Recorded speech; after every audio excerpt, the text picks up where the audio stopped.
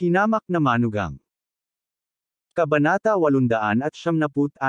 Umakyat si Shinobu na may malungkot na mukha at iwinagayway ang kanyang mga kamay. Ang temperatura sa paligid ng kanyang katawan ay biglang bumagsak, at ang hangin ay talagang nakondensed sa isang bola ng yelo sa kanyang mga kamay. Dalawang ice ball na kasing laki ng bowling ball ang agad na binitawan mula sa kanyang mga kamay at lumipad papunta kay Alex Dixon. Nang makita nilang lumitaw ang mga ball ang yelo, lahat ng miyembro ng pamilya Chin ay natigilan.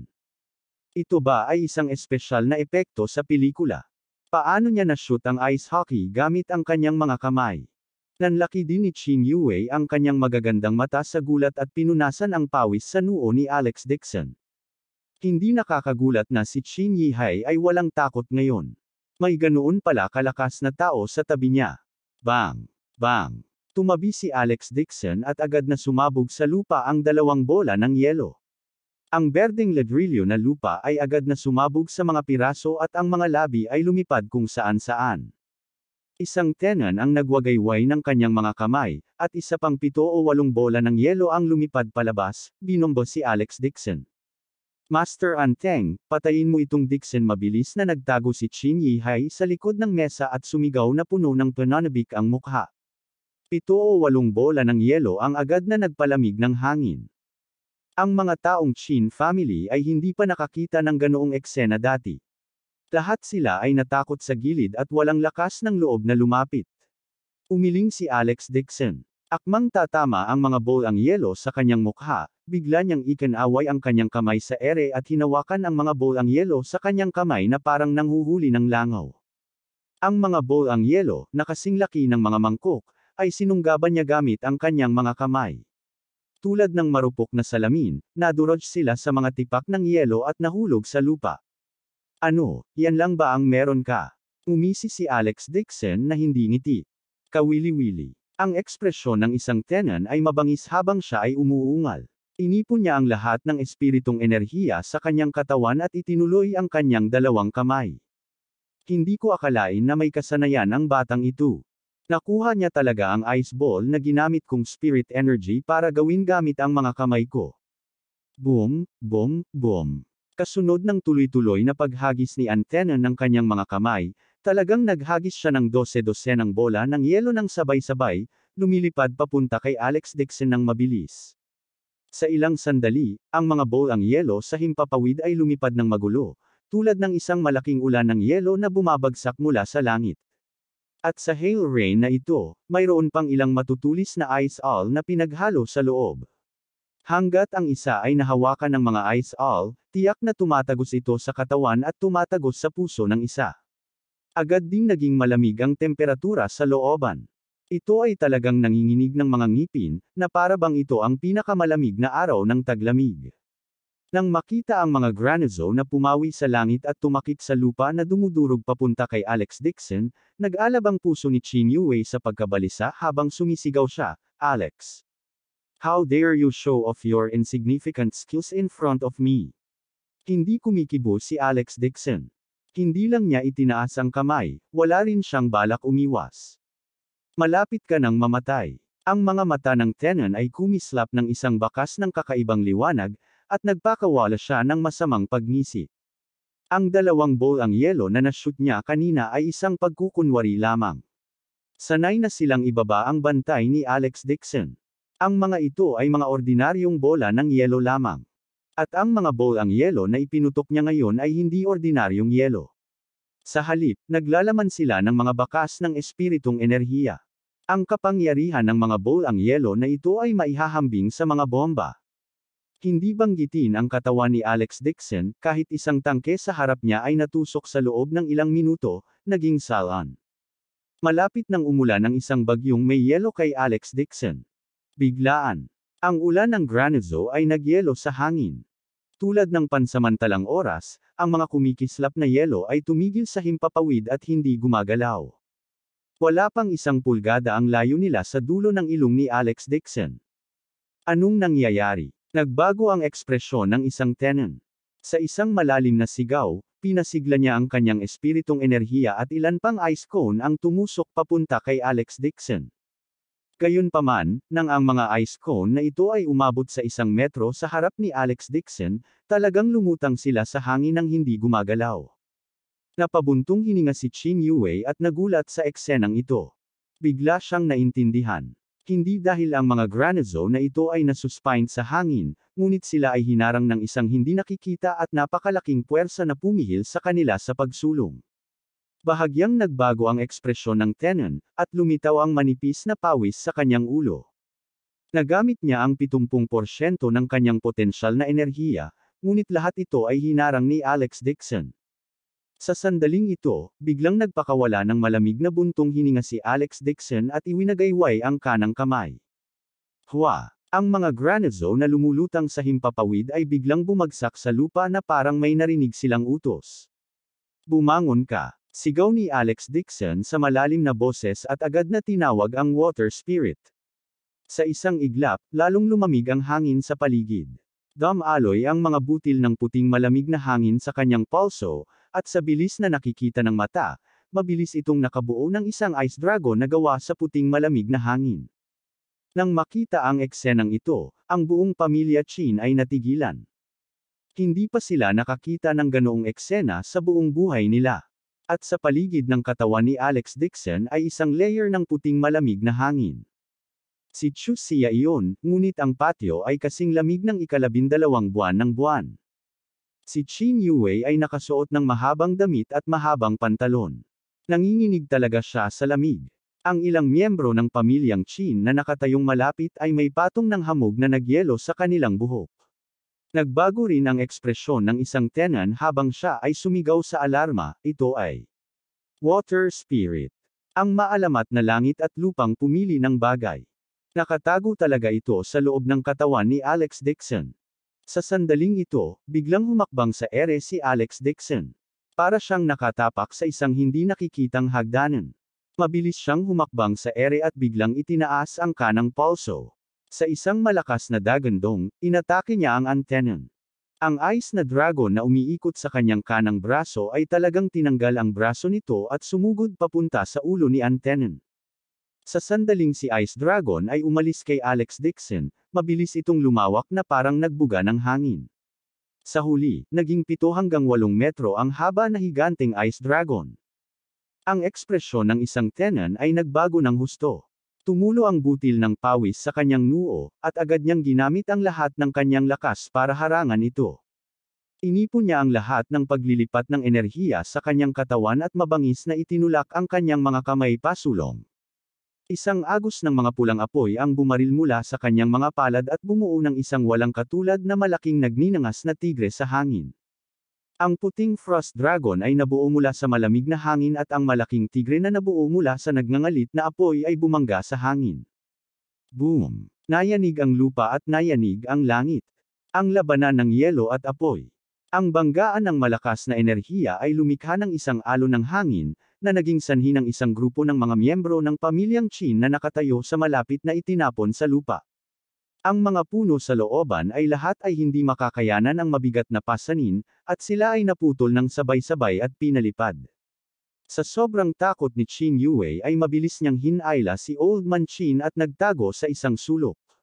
Buti na lang at mabilis siyang nakaiwas at saktong pag-iwas niya, isang malaking puno ng watong ang nabasag sa kinatatayuan niya.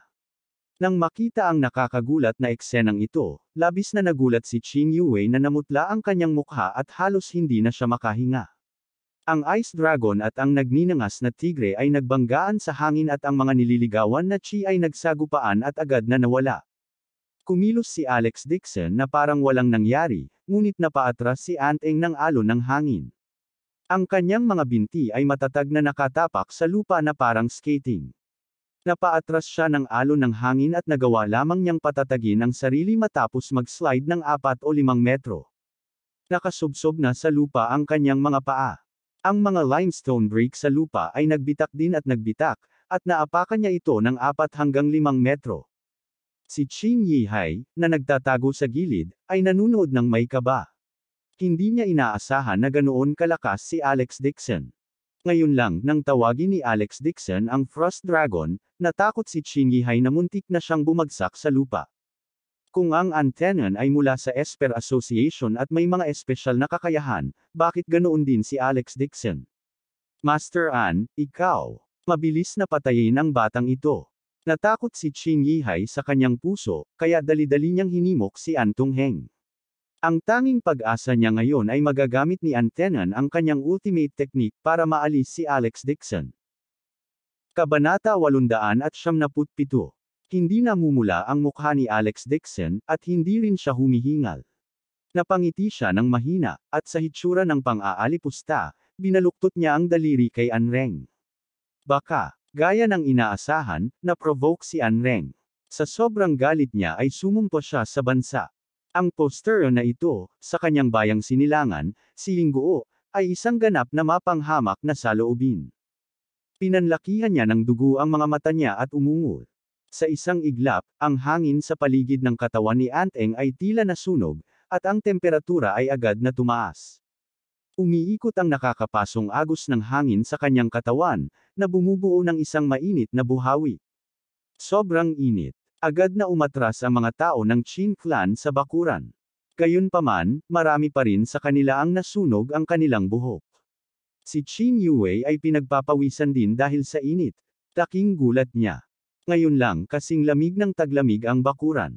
Ngayon, ito ay kasing init ng isang kalan sa isang iglap. Kung may superpower si Anteng Ninjutsu, bakit alam din ito ni Alex Dixon?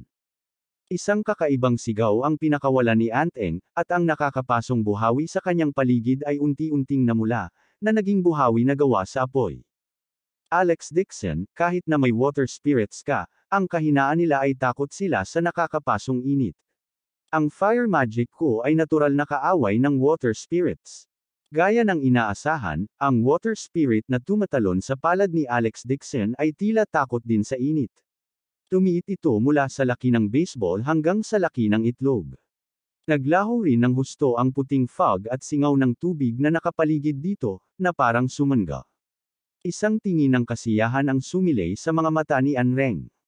Kahit may cultivation base ang Dixon na ito, alam lang niya kung paano kontrolin ang tubig.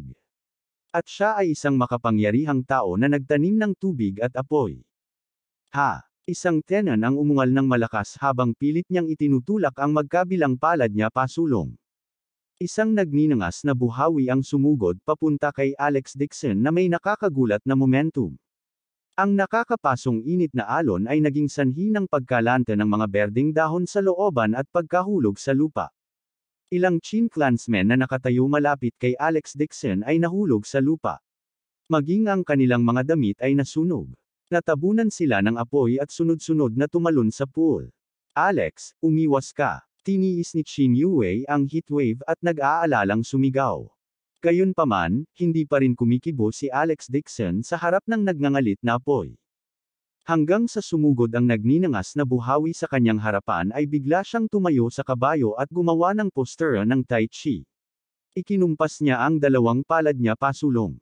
Iniunat ni Alex Dixon ang kanyang mga braso at hinayla ito paarap. Parang hawak niya ang buwan sa tubig. Sinundan ng nagliliyab na buhawi ang momentum ng kanyang palad at gumawa ng bilog sa hangin. Sa bandang huli, ito ay kiniskis sa kanya at naging isang malaking bowl ang apoy. Natigilan si Tenan. Tumingin siya sa bowl ang apoy at hindi makapagsalita. Tumayo si Alex Dixon at ainal-alayan ng isang palad ang malaking bowl ang apoy. Sarkastikong sabi niya, hindi ko akalain na magiging dual cultivator ka ng tubig at apoy. Not bad. Pero, nagdilim ang mukha niya. Bigla siyang napaatras ng ilang hakbang at nag-hand gesture para tamaan ang bowling ball. Ginamit niyang bowling ball ang bowl ang apoy at tinamaan si Anteng. Love and trick lang kagaya mo, sabi ni Aunt Suka. Sa paningin ko, wala. Boom. Ang bowl ang apoy ay lumipad mula sa kamay ni Alex Dixon at agad na lumaki sa laki ng harap ng isang truck. Ang nagninangas na apoy ay sumasalamin sa mukha ni Antenan. Sa kanyang takot na mga mata, ang malaking bowl ang apoy ay lumipad palapit at palapit. Ito ay pula, mainit. Dalaang nakakatakot na init. Para bang isang araw ang bumagsak mula sa langit, bumagsak sa kanya ng malakas na putok. Walang katumbas na takot si Anteng. Ngayon lang niya napagtanto na hindi siya katapat ni Alex Dixon. Ang apoy ay nagngangalit. Kung gagawin niya ang pag-ataking ito, masusunog lang siya hanggang sa mamatay. Napasigaw siya sa takot at tumalikod talaga para tumakbo. Master An. Biglang nakita ni Qin Yihai na talagang iniwan siya ni An Tenon at tumakbo. Biglang nagbago ang ekspresyon niya. Ang bilis ng pagtakbo ng Tenon ay napakabilis. Sa isang kisap mata, sumugod siya sa gilid ng dingding at tumalon sa hangin, nais na makatakas sa pamamagitan ng pagtalon sa dingding. Talon na sana siya sa dingding, may ilang itim na anino ang biglang tumalon papunta sa dingding mula sa labas. Ang isa sa mga itim na anino ay nakakagulat na si Han Yon. Sumipa siya sa hangin at ipinapadala ang mukha ni An Tenon, na nagpapalipad sa kanya pabalik. Bang! Isang tenon ang nahuli at nahulog ng husto sa lupa. Gayunpaman, mabilis ang kanyang reaksyon. Tiniis niya ang sakit at nagpagulong-gulong. Naglabas siya ng smoke grenade sa kanyang bulsa at itinapon sa lupa. Isang ulap ng puting fog ang tumaas sa hangin. Ito ay isang ninja skill. Ang Diablo na ito ay sinusubukang makatakas. Si Han Yon ay tumayo sa dingding at umungal. Gayunpaman, huli na ang lahat. Ang isang Tengyi ay parang apo sa lupa, naglalaho sa manipis na hangin bago mawala ang puting ulap. Napatulala si Qin Yue. Nakita siya ng ninjutsu sa telebisyon. Ang ninja ang naghagis ng usok na granada sa lupa at pagkatapos ay nawala. Hindi niya inaasahan na makikita ito ng sarili niyang mga mata ngayon. Hindi ako makatakas. Malamig na haramf ni Alex Dixon at ikinaway ang kanyang mga kamay. Ang malaking bolang apoy sa kalangitan ay biglang sumabog at nahati sa daan-daang maliliit na bolang apoy, na nahulog sa lupa. Boom, boom, boom, boom. Sunod-sunod na bolang apoy tulad ng isang meteor shower na bumabagsak mula sa langit, lahat sila ay bumagsak sa lupa. Boom! Ang mga bolang apoy ay tumama sa bubong ng bubong, na lumikha ng isang malaking butas. Tumama ang bolang apoy sa malaking bato sa lupa, at agad na nagkapira-piraso ang malaking bato. Bagamat kasing laki lamang ng kamao ang bolang apoy, ang bawat bolang apoy ay nagdulot ng malaking kaguluhan. Walang tigil din ang pagyanig ng lupa, parang lindol. Ang langit na puno ng nagninangas na mga bulalakaw, ang eksena ay napakaganda. Hindi na makatayo ang pamilya Qin. Sa sobrang takot nila ay napahawak sila sa kanilang mga ulo at buong lakas na tumakbo palayo. Masyadong nakakatakot. Parang katapusan na ng digmaang pandaigdig. Lahat sila ay ordinaryong tao. Hindi pa sila nakakita ng ganoong eksena noon. Lahat sila ay natakot sa kanilang mga talino. Si Qin Yue ay natakot din ng husto. Wala man lang siyang lakas para makatakas. Nakakatakot ang eksenang ito. Gayunpaman, hindi alam kung sinasadya ni Alex Dixon ang hindi mabilang na mga bolang apoy na dumaong sa lupa. Gayunpaman, lahat sila ay umiwas sa mga angkan ng Qin. Ang karamihan ay hindi nasaktan. Sa karamihan, sila ay natama ng mga lumilipad na bato at natatakpan ng kanilang kulay. Nang malapit nang tumama ang bolang apoy sa lupa, biglang bumagsak ang lupa. Isang tenant screamed kahabag-habag habang siya jumped out mula sa depresyon. Nababalot ng apoy ang buong katawan niya habang buong lakas siyang gumulong sa lupa. Hey, kaya pala nagtago ka dyan. Ngumisi si Alex Dixon. Ang tinatawag na ninjutsu ay hindi lumilipad. Tumatakas mula sa lupa, nawawala sa manipis na hangin, at higit pa kaya hindi teleportasyon. Sa halip, ang ninja ang umasa sa earth escape technique para itago ang sarili sa ilalim ng lupa, naghihintay ng angkop na pagkakataong makawala. Nang tumama sa lupa ang ulan ng mga bulalakaw, para itong tumama sa groundhog. Gustuhin man nilang tamaan, kailangan nilang tamaan si Anteng. Ang buong katawan ng Tenon ay natabunan ng apoy. Sa isang iglap, siya ay nasunog sa isang taong naglalagablab, sumisigaw habang siya ay gumulong-gulong. Boom! Agad siyang tumalon sa lawa, ngunit tuluyang naapula ang apoy sa kanyang katawan.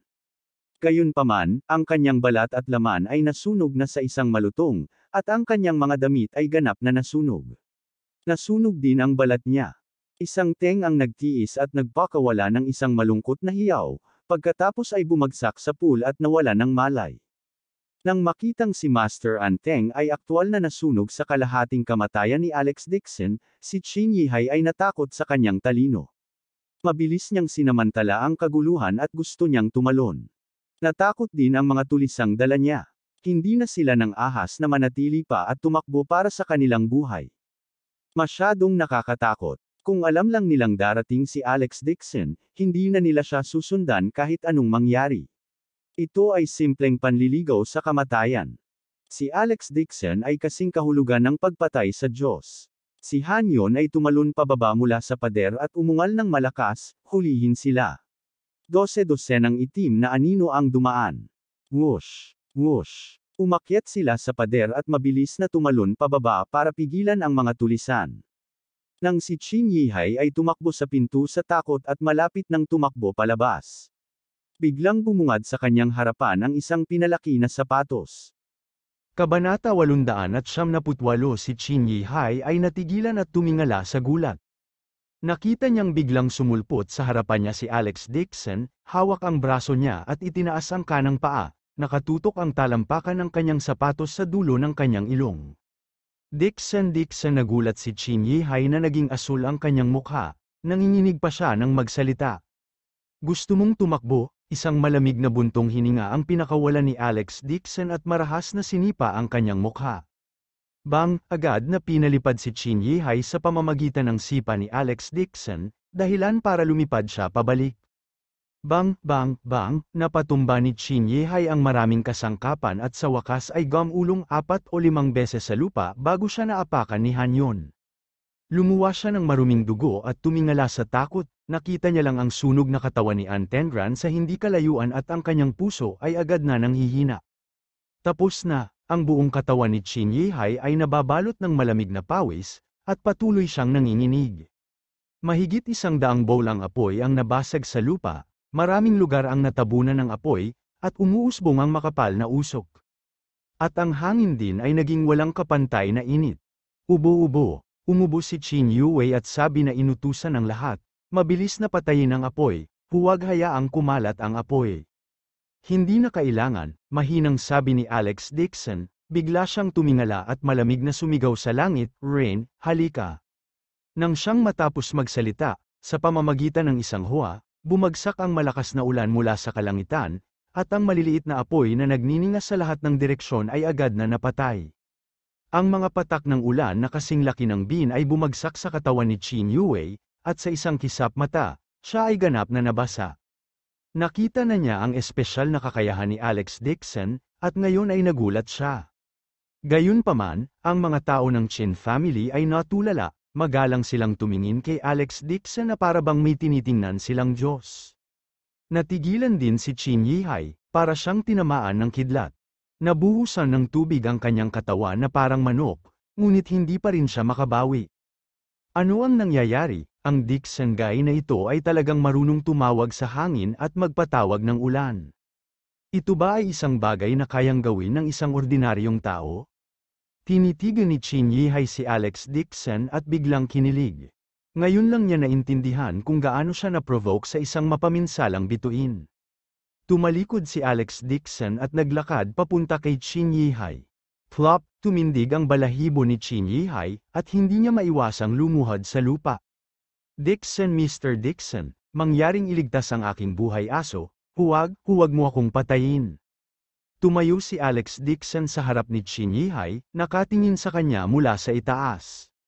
Agad na naramdaman ni Qin Yihai ang isang malaking pressure na nagmumula sa itaas. Ang pressure na ibinubuga ng binata sa kanyang harapan ay parang mountain na diniin siya pababa kaya hindi na siya makatayo.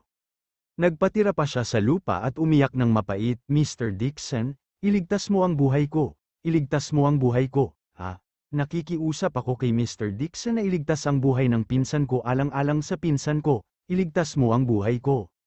You still have the face to mention Yue. Malamig na ngumuso si Alex Dixon at biglang nilaslas pahiga gamit ang kaliwang kamay. Isang talam ng kamay, tulad ng isang matalim na punyal, ang pumutol sa tainga ni Qin Yihai sa isang iglap. Nasa sobrang sakit si Qin Yihai kaya tumama ang kidlat sa harap ng kanyang mga mata. Gulat na napatingin siya sa kanang tenga na pag-aari pa rin niya kanina, gulat na bumagsak sa lupa. Malamig na sinabi ni Alex Dixon, itong kutsilyo ay ibinigay sa iyo sa ngalan ng iyong pinsan na si Qin Yue. Habang nagsasalita siya, winagayway niya ulit ang kamay niya at sinampal siya. Biglang naramdaman ni Qin Yihai na parang pinalipad siya, napabalikwas siya at nauntog sa pader ng malakas. Nabasag ang brick wall ng huwala, hindi man lang nakagawa ng tunog si Qin Yihai, naipit siya sa ilalim ng basag na ladrilyo at halos mawala ng malay. Itong palad ay para sa lolo mo, malamig na ngumuso si Alex Dixon.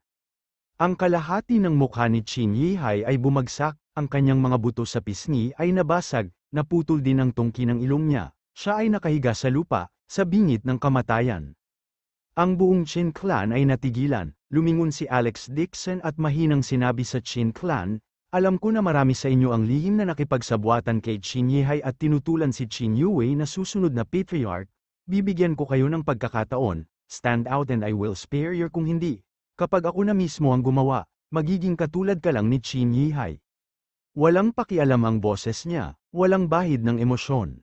Gayunpaman, para sa mga angka ng Qin clan, ito ay parang sound of life warrant. Namutla ang mukha ng maraming tao, sa sobrang takot ay hindi sila makapagsalita. Bibilang ako ng 3, kung may ayaw umamin at kinaladkad ko palabas, huwag mo akong sisihin sa pagiging walang awa, sabi ni Alex Dixon at bumaling kay Qin Yue, lilinisin ko ang pamilya ng Qin family, may gagawin ka ba? Natigilan si Qin Yue at walang pag-aalinlangan na umiling, maaari mong pangalagaan ang lahat ng angka ng Qin clan, anuman ang desisyon mo, gusto mo man silang patayin o puto Dixon babayaran ko ito. Kung hindi dahil kay Alex Dixon, natapos na sana ang Qin family, sila ay naging mga aso ni Dixon Huaiyan. At inalagaan ni Alex Dixon ang mga angkan para sa kanya dahil natatakot siya na pagkatapos niyang mahawakan sila ng personal, ito ay magdulot ng kawalang kasiyahan sa mga angkan, iyon ang dahilan kung bakit ginawa niya ito para sa kanya.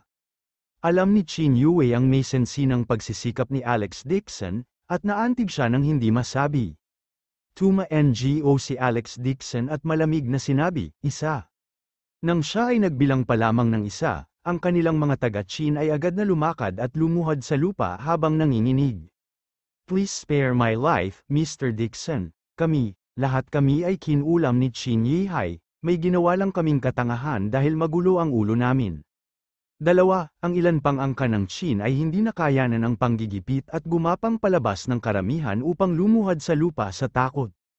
Nang magbilang si Alex Dixon ng 3, lumuhad na sa kanyang harapan ang 100 angka ng Qin. Si Qin Yue ay sumulyap at nagpakawala ng mahabang buntong hininga sa kanyang puso.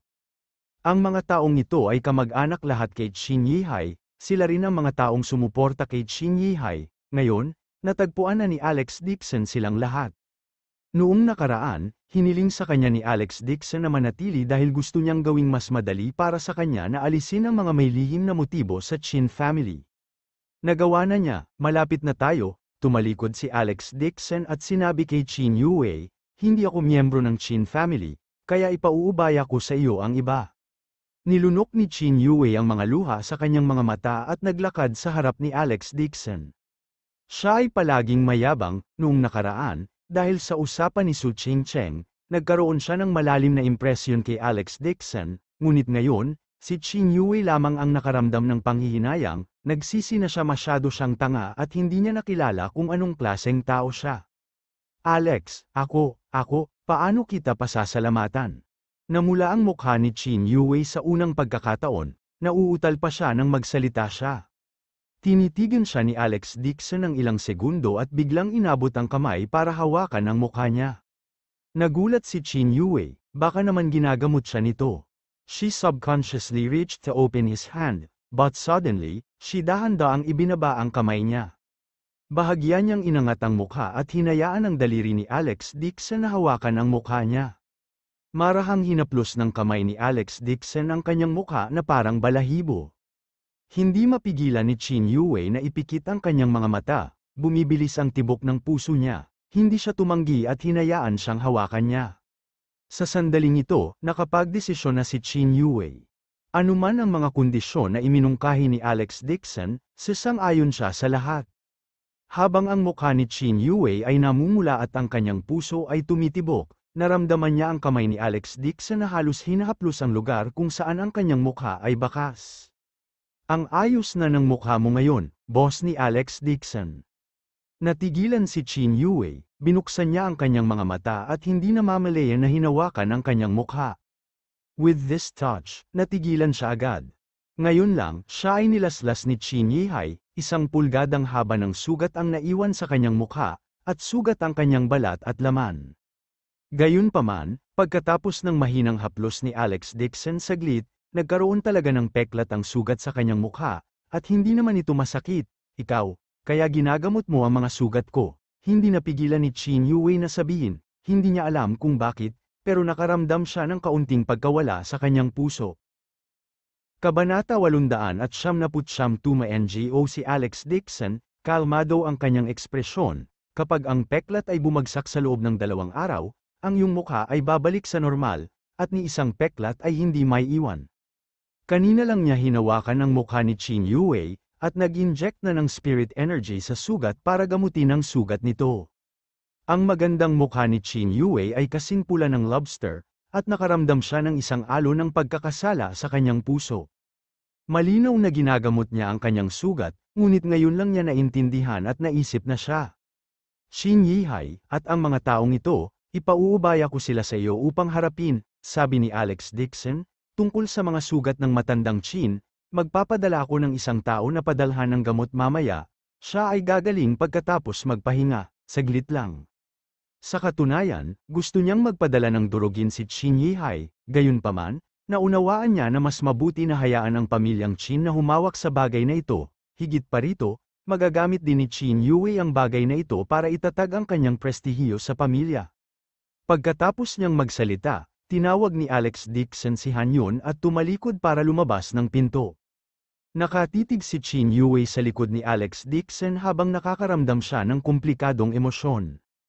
Ang matandang Chin, na nakahandusay sa lupa, ay tumayo na sa tulong ng 2 angka ng Chin. Sabi niya na may nanginginig na boses, "Please stop, Mr. Dixon." Ano ito? Lumingon si Alex Dixon. Tinanggal ni Old Man Chin ang taong humawak sa kanya at nahihirapang naglakad ng 2 hakbang pasulong, bigla siyang lumuhad sa magkabilang tuhod. Mr. Dixon, ngayon ang Chin clan ay dumanas ng isang malaking sakuna, lahat ito ay salamat sa iyong tulong. Mula ngayon, ang Chin clan ay kusang loob na maging katulong ni Mr. Dixon. Kung si Mr. Dixon ay magbibigay ng utos sa palabas, ang buong Chin clan gagawin ang lahat para sa iyo. Nang makita nila ang matandang master na nakaluhod, lahat ng angkan ng Chin clan ay natigilan. Iyon ang kapangyarihan ng angkan, walang pag-aalinlangan, lumuhad sila sa paanan ni Alex Dixon sa harap ng lahat. Higit pa rito, ipinahayag ng matandang Chin sa harap ng lahat ng pamilya Chin ay sasailalim sa utos ni Alex Dixon mula ngayon. Bahagyang kumunat ang noo ni Alex Dixon, ang orihinal niyang intensyon ay hindi supalan ng pamilya Chin, gayunpaman, ngayon na ang oras para makipaglaban siya kay Dixon Yulong, syempre, mas mabuti sa tulong ng Chin family. Nang makitang nag-aalangan si Alex Dixon, lumakad din si Chin Yue. Alex Dixon, ikaw ang benefactor ng buong pamilya Chin, dahil ito ang intensyon ni Lolo, hindi mo kailangang tanggapin, bagamat ang pamilya Chin ay nag-iisip na ngayon sa mga kabilang sa Su family, sa mahalagang sandali, ang tatayo ang pamilya, Chin sa tabi mo. Nang makita niyang ipinahayag din ni Chin Yue ang kanyang saloobin, Tuma NGO din si Alex Dixon at seryosong sinabi, sa kasong ito, mula ngayon, ang pamilya ni Dixon at ang Chin ay bubuo ng isang alyansa at magiging magkapanalig. Sa hinaharap, kapag ang pamilya Chin may problema, gagawin ko ang lahat para tumulong. Pagkatapos niyang magsalita, hiniling niya kay Chin Yue na tulungan ang matandang Chin na bumangon mula sa lupa. Pagkaalis ni Alex Dixon, humiga si Old Man Chin sa stretcher at nagpakawala ng mahabang buntong hininga. Hinawakan niya ang kamay ni Chin Yue at sinabing, "Yue, hindi ordinaryong tao si Mr. Dixon, walang limitasyon ang kanyang kinabukasan, kung may pagkakataon ka, dapat kang sumunod sa kanyang tabi." "Alam ko, Lolo," mapait na sabi ni Chin Yue, ang kanyang kalooban ay komplikado. Natatakot siya na wala na siyang pagkakataon. Si Alex Dixon ay may malalim na damdamin para sa asawa na si Jane Lewis. Sa karamihan, maaari lamang siyang ituring na kaibigan niya. Malamang mabibigo ang hiling niyang ito.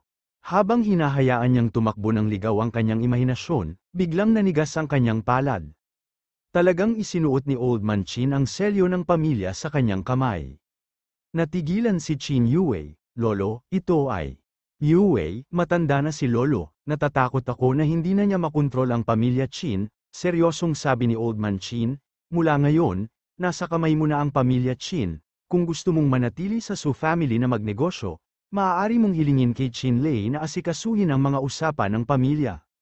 Hindi siya bulag mula sa katandaan. Masasabi na niya na si Chin Lei ay may malapit na relasyon kay Alex Dixon, sa pagtingin pa lang sa ugali nila, malalaman na niya. Higit pa rito, alam na niya na si Chin Lei ay hindi isang spoiled brat na tulad niya. "Oh, Lolo, ang emosyon ni Chin Yue ay komplikado." Magalang niyang tinanggap ang mabigat na selyo ng pamilya gamit ang dalawang kamay. Ang mga nakapaligid na angkan ay lahat ay may taimtim na ekspresyon habang sila ay nakatayo habang nakababa ang kanilang mga kamay. Welcome sa bagong patriarch ng Chin clan. Sa sigaw ng mga tao, taimtim na tuma-NGO si Chin Yue at malakas na sinabi, "Mangyaring makatiyak, ako, si Chin Yue ang hahalili sa bagong pinuno ng Zin clan, isinusumpa ko sa langit na aalagaan ko ng seryoso ang buong angkan, gawin ang katarungan at gantimpalaan ang katarungan. Ang Chin family ng Yan Capital, mula ngayon, ito ay magiging isang bagong henerasyon. At mula sa araw na ito, ang Chin clan ay mangangako ng katapatan sa Dixon clan at magiging tulong ni Alex Dixon." Lumang Zin Mountain. Ang pinakamaunlad na distritong komersyal, sa bubong ng isang gusali ng opisina ng CBD. Isang matangkad at matipunong lalaking nasa katanghaliang gulang na nakasuot ng bakal na kulay abo na suot ay nakahawak sa kanyang mga kamay sa rehas, nakatingin sa malayong kalangitan na may madilim na mga mata. "Hindi ko akalain na kahit ang pamilya Chin ay handang magtrabaho para kay Alex Dixon," mukhang nagkamali si Yan sa pagkakataong ito. 4 o 5 lalaki ang nakatayo sa likuran niya, sinabi ng isa sa mga lalaking may kayumangging buhok, "Boss Dixon, ang isang pamilyang Chin lamang ay hindi dapat banggitin. Wala akong pakialam sa Chin family," ngunit ang babaeng iyon na si Zhao Su ay talagang nakipag-ugnayan kay Alex Dixon para harapin ako. Malungkot ang mukha ng medyo may edad na, sumili ang galit sa kanyang mga mata. Ano ba talaga ang gusto niya? Ang lalaking nasa katanghaliang gulang na ito ay ang pinakamataas na tiyuhin ng pamilya Dixon. Dixon Yulong, bahagya niyang ibinaling ang kanyang katawan at sinulyapan ang mga taong nasa likuran niya. "Lahat kayo ay pinatalsik sa Asher Sky Realm, ilang taon na rin kitang kinuha." Sabi nga sa kasabihan, ang isang sundalo ay maaaring bumangon sa loob ng 1,000 araw, ngunit ang isang sundalo ay magagamit lamang sa maikling panahon. Ano ang antas ng iyong paglilinang ngayon? Ang lalaking may kayumangging buhok ay tuma-NGO at nagsabi, "Sa nakalipas na ilang taon, salamat, Boss Dixon, sa iyong bukas palad na pag-sponsor. Nakagawa na kami ng kaunting pag-unlad sa aming paglilinang, ipakita natin ito kay Boss Dixon ngayon." Sa sandaling ito, isang kaibigan ng mga puting kalapati ang lumipad. Ikinaway ng lalaking may kayumanggi ang kanyang kamay, at isang mahabang buhok na lalaki na nakasuot ng berdeng balabal na nakatayo sa likuran niya ay biglang nagunat ng kanyang mga kamay.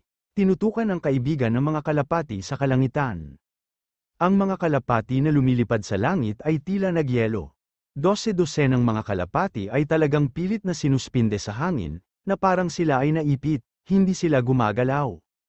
Pagkatapos, ang lalaking nakaberde ay naglabas ng lakas gamit ang 2 kamay at sumigaw sa malalim na boses. Ang mga kaibigan ng mga kalapati ay biglang nahulog mula sa langit na parang mga bituin, at bumagsak sa 100 palapag na skyscraper sa di kalayuan. Boom! Isang nakakabinging pagsabog. Ang 100 palapag na skyscraper na tinamaan ay talagang gumuho na parang tinamaan ng missile. Usok at alikabok, na puno ng apoy ang langit. Bahagyang nanginginig ang lupa, at maging ang mga salamin na bintana sa itaas ay nanginginig, parang yumanig ang lupa at yumanig ang langit. Sa kalye, sumisigaw ang mga tao, at tumutunog ang mga sirena. Ito ay isang gulo. Si Dixon Huaiyan naman ay tumatawa ng malakas, "Not bad. Ang isang maliit na kalapati ay may napakalaking kapangyarihan, mukhang nabigyan mo ako ng isang sorpresa." "Salamat, Boss Dixon, sa pag-aalaga mo sa akin. I'm willing to work for Boss Dixon." Ngumiti ang lalaking may kayumangging buhok. Tuma-NGO si Dixon Huaiyan na may kasiyahan. Lumingon siya at sinabing, mukhang oras na para bumalik ako sa Yan Capital. Pagkasabi noon ay inutusan niya ang assistant sa likod niya na maghanda ng private plane at bumalik sa Yan Capital bukas. Si Alex Dixon ay nagluluto sa kusina, maingat na naghahanda ng sopas ng manok para sa paggaling ng kanyang asawa. Si Jane Lewis ay 8 buwan ng buntis ngayon, at hindi maginhawa para sa kanya na lumipat, pansamantala niyang ipinaubaya kay Ding Ching at Wang Kai ang paggamit ng kumpanya sa pamahalaan. Kinokontrol lamang niya ang kumpanya sa malayo sa bahay at pagkatapos ay nagpahinga sa kapayapaan. Mula nang iligtas ng dogfighting ring si Helena, sa hindi inaasahang pagkakataon ay naging masunurin siya sa unang pagkakataon at hindi na naglakas loob na humanap muli ng gulo sa kanya. Sa sandaling ito, tumunog ang telepono ni Alex Dixon, pinulot niya yun para tingnan at agad na kumunat ang noo. Kabanata 900 ito ay si Dixon Shenlan. Karaniwang walang espesyal na gagawin si Little Tia, kaya hindi niya ito tatawagan. Agad naman itong kinuha ni Alex Dixon. Nang pinindot niya ang answer button, ang apurahang boses ni Dixon Shenlan ay nanggaling sa telepono. Alex, libre ka ba bukas? Halika sa Golden Jade Garden. Agad na tanong ni Alex Dixon, Little Tita, anong bagay ang napaka-urgent? Nag-ayos na si Dixon Yulong ng private plane, bukas. Ibabalik niya lahat ng team niya sa Yan Capital. Medyo mabigat ang tono ni Dixon Shenlan. Nagre-recruit siya sa ibang bansa nitong ilang taon at nakabuo na ng malaking grupo. Ayon kay ang aking pagsisiyasat, siya ay hindi mabilang na mga koneksyon sa isang malaking organisasyon ng assassin. Assassin Organization, nagdilim ang mga mata ni Alex Dixon. Sa mundo, ang tanging organisasyon na matatawag na assassin organization ay ang Dark Group. Si Dixon Yulong kaya ang boss sa likod ng Dark Group? Bago pa niya ito maisip, muling tumunog ang boses ni Dixon Shenlan, parang pagod siya. Oh sige, isama mo si Jane Lewis sa Golden Jade Garden bukas, ibabalik ko ang matandang master sa bansa at ipapatira ko siya sa Golden Jade Garden. Little Tita, nakabalik na ba si Lolo sa bansa? Napabuntong hininga si Alex Dixon, hindi kaya gumaling na ang sakit ni Lolo? Tumigil sandali si Dixon Shenlan at sinabing, tungkol sa partikular na bagay, hihintayin kong pumunta ka bukas para talakayin ito ng detalyado, tutulungan ko muna ang matandang master na uminom ng gamot, oras na para uminom ng gamot. Pagkatapos tumawag, naging komplikado ang mood ni Alex Dixon, at puno ng pananabik ang kanyang ekspresyon. Old master ng Dixon family, ang pangalan niya ay Dixon Wei. Mula noong bata pa siya, ang kanyang lolo ay palaging tinatrato siya ng pinakamahusay. Noong nabubuhay pa ang kanyang mga magulang, naalala pa rin ni Alex Dixon na madalas siyang dinadala ng kanyang lolo para maglaro. Ngunit hindi nagtagal matapos maaksidente sa sasakyan ang kanyang ama, ipinatapon ng kanyang lolo ang kanyang panganay na tiyuhin, si Dixon Yulong, sa labas ng mundo. Ilang araw lang, bigla na lang siyang nawala ng malay, para siyang nawala ng malay, kahit ang pamilya niya ay hindi siya makilala. Si Dixon Shenlan ay nag-imbita ng maraming internasyonal na sikat na doktor, ngunit hindi nila napapagaling ang sakit ng kanyang lolo. Ang conclusion ng maraming sikat na doktor ay na si Dixon Old Master ay nagkaroon ng mental injury mula sa pagkamatay ng kanyang anak, kaya naman siya ay naging baliw. Maaari lamang siyang dalhin ng munting tiyahin sa isang dayuhang sanatorium upang makapagpahinga ang matandang master. Hindi inaasahan ni Alex Dixon na babalik talaga ng bansa ang kanyang lolo. Tuwang-tuwa siya. Matagal na niyang hindi nakikita ang kanyang lolo. Gustong-gusto niyang dalhin si Jane Lewis sa harap ng matandang Panginoon at makita ng kanyang lolo ang kanyang asawa at hindi pa sinisilip ang mga bata. Maaari rin itong ituring bilang pagpayag kay Jane Lewis na pumasok sa Dixon clan ng hayagan. Nang si Alex Dixon ay tumatawag, si Helena ay nakasandal sa pintuan ng kusina at nakikinig. Matapos pakinggan ang tawag, mabilis siyang tumakbo pabalik sa kwarto at sinunggaban si Albert Lewis. Albert, tinawagan lang ni Alex Dixon ang tiyahin niya at may sinabi tungkol sa mga assassin at Dixon clan, tingnan ko kung ano ang pinagkakaabalahan ng basurang ito, baka gusto niyang ipahamak ang pamilya natin. Natigilan si Albert Lewis at walang kasiyahang sinabi, bakit ka nakikinig sa tawag ni Alex sa telepono? Ay akala ko misteryoso siya at gusto niyang malaman, na mula si Helena. Sa katunayan, pinaghihinalaan niya si Alex Dixon mula nang bumalik siya mula sa dogfighting ring. Siya ay malinaw na isang basura, Paano siya nakatagpo ng napakaraming makapangyarihang tao, at ang 1 bilyong iyon ay binigay ng ganoon? Kahit gaano pa siya kabuting kaibigan, imposibleng ipahiram agad sa kanya ni Alex Dixon ang 1 bilyon. Huwag mo siyang pakinggan sa telepono, sabi ni Albert Lewis, malapit ng manganak si Jane, huwag mong yakapin si Alex sa bahay, baka malungkot si Jane. Ay hindi ko siya pinagalitan, inilibot ni Helena ang kanyang mga mata. Paano niya nagagawang pag-alitan si Alex Dixon ngayon? Nang maisip niya ang eksena sa dogfighting ring, binabangungot pa rin siya. Nang makitang hindi interesado si Albert Lewis, muling binuksan ni Helena ang kanyang isip. Anyway, saan man nakuha ni Alex Dixon ang windfall, dahil sa 1 bilyong yuan na ito, hindi siya makatulog ng maayos, kahit anong mangyari, gusto niyang makuha iyon. Sa mga araw na ito, magpapakatatag muna siya at palihim na susundan ni Alex Dixon. Sinabi ni Alex Dixon kay Jane Lewis ang tungkol sa pagbabalik ng kanyang lolo sa bansa noong gabing iyon, at sinabing gusto niyang bumalik siya sa Golden Jade Garden. Kinaumagahan, espesyal na nagpalit si Jane Lewis ng bagong set ng damit at naglagay pa ng light makeup, sinundan niya si Alex Dixon sa kotse sa isang kaguluhang mood. Hobby, ay gusto ko talagang makita ang lolo mo. Sa tingin mo ba bakit suot ko ito? Oo, ngumiti si Alex Dixon at sinabing, kahit kailan ang asawa ko, siya ang pinakamaganda. Ang laki na ng tiyan niya, paano pa siya magiging maganda? Namula si Jane Lewis at nagpout, sarap sa puso. Maya-maya ay manggananak na siya, ngunit hindi niya alam kung lalaki o babae ang nasa tiyan niya. Anyway, anak nila ni Alex Dixon yon. Binuksan ni Alex Dixon ang pinto ng kotse at tutulungan na sana si Jane Lewis papasok ng sasakyan nang bigla siyang tumingala at may nakita siyang figura sa backseat ng sasakyan. Nakita rin ito ni Jane Lewis at agad na napasigaw sa gulat.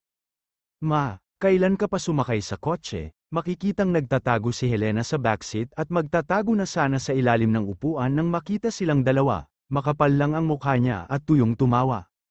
Anak, pupunta ka ba sa Dixon family? Sasama ako sa'yo. Nay, ikaw, maaari kang pumunta doon sa palabas, nagulat si Jane Lewis. Alam niya kung anong klaseng tao ang kanyang biological mother, paano siya maglakas loob na payagan si Helena na sumama sa kanya. First time niyang dumalaw sa bahay ng kanyang biyenan, kung si Helena ay gagawa muli ng gulo at magiging sanhi ng masamang impresyon sa kanya ng matandang master ni Dixon, magiging mahirap para sa kanya na mag-iwan ng magandang impresyon sa pamilya Dixon sa hinaharap. Anak, hayaan mo na si nanay, hindi mapakali si nanay kung mag-isa kang pupunta. Agad na naglabas ng panyo si Helena para panasan ang kanyang mga luha at naawang sinabi, matagal na kayong kasal ni Alex, ngunit hindi ko pa binati, ang aking mga in-laws ay nagdala din ng ilang mga regalo at nagplano na pag-usapan, ito sa kanila. Habang nagsasalita ay nakapulot talaga ng plastic si Helena. Nasa loob nito ang isang bag ng mansanas na binili niya sa supermarket. Nang makitang talagang naghanda ng regalo si Helena, muling lamambat ang puso ni Jane Lewis at nahihirapang tumingin kay Alex Dixon. Napatingin sa kanya si Alex Dixon at medyo nagulat. Talagang hindi niya inaasahan na bumili pala ng prutas ang kuripot na si Helena, bagaman ito ay isang murang mansanas na kulang ng 2 yuan din, hindi ito madali para kay Helena. Napaisip siya. Dahil umuwi na sa bansa ang kanyang lolo, kahit anong mangyari, magkikita ang dalawang magkamag-anak. Dahil gusto ni Helena na pumunta ngayon, magagamit niya ang pagkakataong ito para pauwiin siya. Kung may pagkakataon, maaari niyang piliin ang kanyang pagkakakilanlan. Sa harap ng kanyang lolo, ipinaliwanag ng lahat ang lahat ng hindi pagkakaunawaan sa nakaraan at nagligtas ng maraming gulo. Sa pag-iisip tungkol dito, tuma-NGO si Alex Dixon at sinabing, sige, isama mo si nanay, kailangang laging magkita ang dalawang matanda. Nang marinig ni Helena ang pagsang-ayon ni Alex Dixon, agad siyang nagliwanag sa tuwa. Ayaw niyang makita ang kanyang mga biyenan, ngunit gusto lang niyang makita ang 1 bilyong yuan na yon. Nalaman na ni Helena na ang maliit na titirahin ni Alex Dixon ang gumaganap na pinuno ng pamilya ng Dixon clan. Nang marinig niya ang balitang ito, laking gulat ni Helena na halos malaglag ang kanyang panga. Hindi niya talaga akalain na sikat na tao pala si Alex Dixon noon. Nang marinig niya ang balitang ito, pasimpleng kinapa ni Helena ang kanyang dibdib at tinadyakan ang kanyang mga paa ng ilang araw, nagalit siya at nagsisi, this damn trash, Alex Dixon, bakit siya pinalaya sa Dixon clan, kung hindi, gaano karaming pera ang mayroon siya, ngayon, lalong naramdaman ni Helena ang bilyong ito ay lihim na ibinigay kay Alex Dixon ng Little Tia, kung hindi, sino pa ba ito? Abangan ang susunod na kabanata.